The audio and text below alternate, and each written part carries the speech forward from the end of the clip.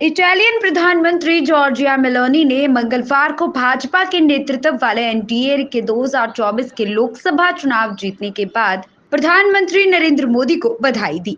Italian में लिखे x पर एक पोस्ट में उन्होंने कहा कि दोनों देश इटली और भारत को एकजुट करने वाली दोस्ती को मजबूत करने के लिए मिलकर काम करना जारी रखेंगे। उन्होंने पोस्ट में कहा कि नई चुनावी जीत पर नरेंद्र मोदी को बधाई और अच्छे काम के लिए मेरी हार्दिक शुभकामनाएं। मुझे यकीन है कि मैं इटली और भारत को एकजुट करने वाली दोस्ती को मजबूत करने और हमारे राष्ट्रों और हमारे लोगों की भलाई के लिए हमें जोड़ने वाले विभिन्न मुद्दों पर सहयोग को मजबूत करने के लिए मिलकर काम करना जारी रखेंगे।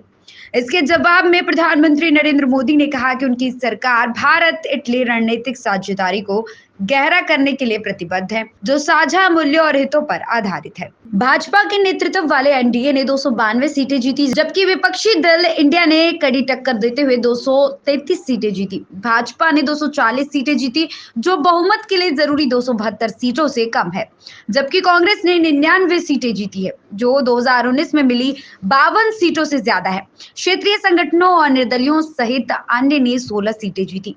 संभावित रूप से कम सीटों के अलावा एनडीए को कम वोट शेयर का भी सामना करना पड़ रहा है। 2019 के विपरीत जब इसने 50% से अधिक सीटें जीती थी, सत्तारूढ़ गठबंधन 40% वोट शेयर के आसपास मंडरा रहा है। फिलहाल इस खबर पर आप क्या सोचते हैं? अपनी राय हमें जरूर बताएं। Bureau report, SMZ news India. Italian प्रधानमंत्री जॉर्जिया मेलोनी ने मंगलवार को भाजपा के नेतृत्व वाले एनडीए के 2024 के लोकसभा चुनाव जीतने के बाद प्रधानमंत्री नरेंद्र मोदी को बधाई दी।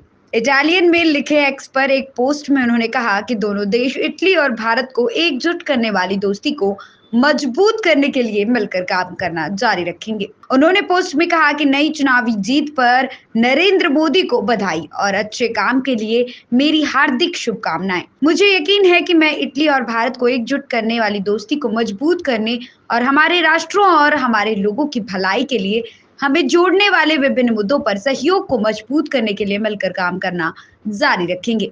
इसके जवाब में प्रधानमंत्री नरेंद्र मोदी ने कहा कि उनकी सरकार भारत इटली रणनीतिक साझेदारी को गहरा करने के लिए प्रतिबद्ध है, जो साझा मूल्यों और हितों पर आधारित है। भाजपा के नेतृत्व वाले एनडीए ने 292 सीटें जीती, जबकि विपक्षी दल इंडिया ने कड़ी टक्कर देते हुए 233 सीटें जीती। भाजपा ने 240 सीटें जीती, जो बहुमत के लिए जरूरी 272 सीटों से कम है, जबकि कांग्रेस ने 99 सीटें जीती है, जो 2019 में मिली 52 सीटों से ज्यादा है। क्षेत्रीय संगठनों और निर्दलियों सहित अन्य ने 16 सीटें जीती। संभावित रूप से कम सीटों के अलावा एनडीए को कम वोट शेयर का भी सामना करना पड़ रहा है। 2019 के विपरीत जब इसने 50% से अधिक सीटें जीती थी, सत्तारूढ़ गठबंधन 40% वोट शेयर के आसपास मंडरा रहा है। फिलहाल इस खबर पर आप क्या सोचते हैं? अपनी राय हमें जरूर बताएं। Bureau report, SMZ news India.